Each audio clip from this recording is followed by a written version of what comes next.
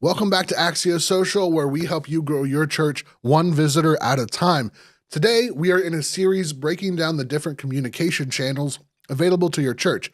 We're talking about what they're good at, what they're not so good at, and how you should think about using them.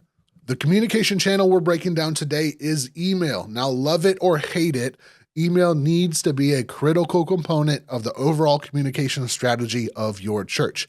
Now, depending on the size of your church is really going to dictate exactly how you're going to use it.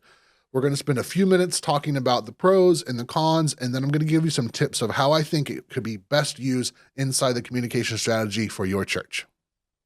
Let's start with the pros. The first pro for emails is that they have a flexible design. So you can rearrange or design your email pretty much any way you want to. You can have photos, you can have videos, or at least links to videos. You can have text, you can have buttons. All that stuff can be kind of laid out the way that you want to tell whatever story it is that you're trying to tell. The second pro to emails is great deliverability. For the most part, outside of spam filters and a few other things like that you have to consider, if you send someone an email, there's a pretty high likelihood that they're going to receive it. Now, in comparison to other communication channels, let's say social media, you have almost no control over it actually being delivered to an individual person. Email's different because it's going to a direct email address. There's a very high likelihood that it's actually going to show up where you intend it to show up. The third pro is direct call to actions. Now, you've probably seen this one pop up throughout this series, talking about websites or different other onstage announcements. Calls to action are very important. And with emails, it's really easy because you can just put a button. Whatever it is that you're trying to get them to accomplish, push this button and then it will happen. Whether it's signing up for a class, donating, whatever that might be, you can put a direct call to action right in the email and make it very, very easy for your audience to take that action. The final pro for emails is one that churches should probably take a little bit more advantage of, and that's audience segmentation.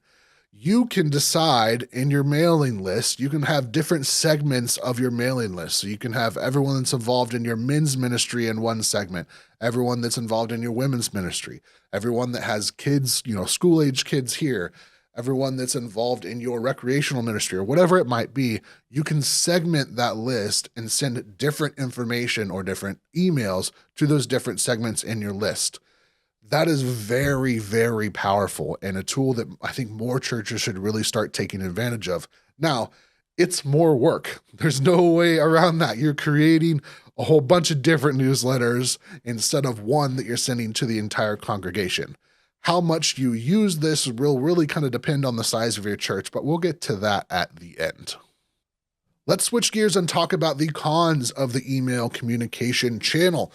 The first one is that you have to collect email addresses, right? Like you have to have someone's email address before you can send them something. That takes effort. You've got to put effort into collecting those email addresses. That could be, everyone's usually got contact cards that someone's filling out. That could be part of your assimilation process if there's classes that people go to. However you decide to do it, you have to collect those email addresses before anyone can really participate in this communication channel. The second con for emails is that often it requires specialized software. Now, please don't just use Gmail or Outlook with a ton of email addresses in your BCC field. That's not the best way to go about doing this. You really need an email marketing platform. For example, MailChimp would be a good example of one to do this right. You're going to have design tools in there. There's ways to segment the audience like we talked about before. All that stuff was really built into these platforms. But the con is that oftentimes those platforms require dollars. So how would I recommend that you actually use email and use this communication channel? That's tricky because it really depends on the size of your church. Now, I think sending out a weekly email newsletter is a fantastic way to stay connected with your congregation throughout the week.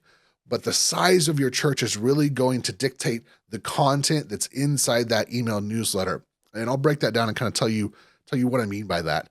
Early on, for a church plant or for a smaller church, because there's just not a ton going on, there's not too many events on the calendar, especially if you break it down on a week-by-week basis, that you can kind of get away with communicating all of the information to all of the people all of the time without it being too overwhelming.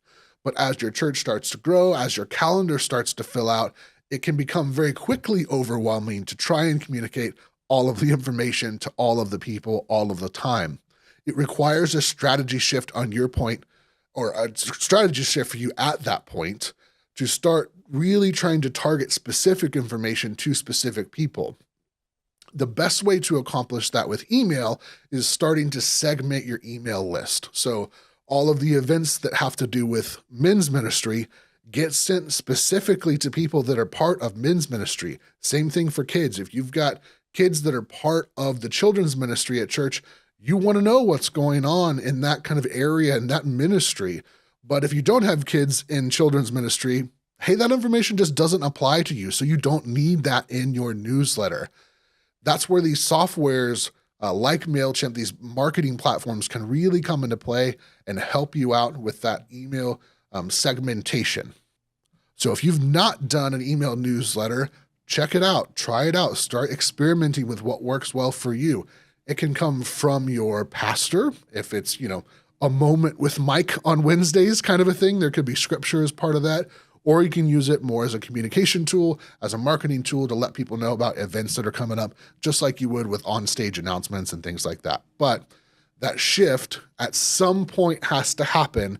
We have to stop communicating all of the things to all of the people all of the time and start specifically targeting the right information to the right person. That can be a difficult shift, but it is so worth it to put that effort into it. Getting the right information to the right people at the right time is the right strategy for your email newsletter, especially if your church is a little bit larger or is growing quickly. It becomes incredibly important. That's it for today's video. I hope that you enjoyed it. Now remember, this is just one in a series of videos where we're breaking down all of the communication channels available for your church. So there'll be links to the other ones in the description below. Definitely go check those out to learn more about texting or social media or your church website. There's some really great content there. Make sure to hit that like and subscribe button if you've not done so already. If you would like to learn more about Axio Social and the services that we offer, there'll be links to that down in the description below. Thanks for hanging out today. That's it, and we'll see you next time.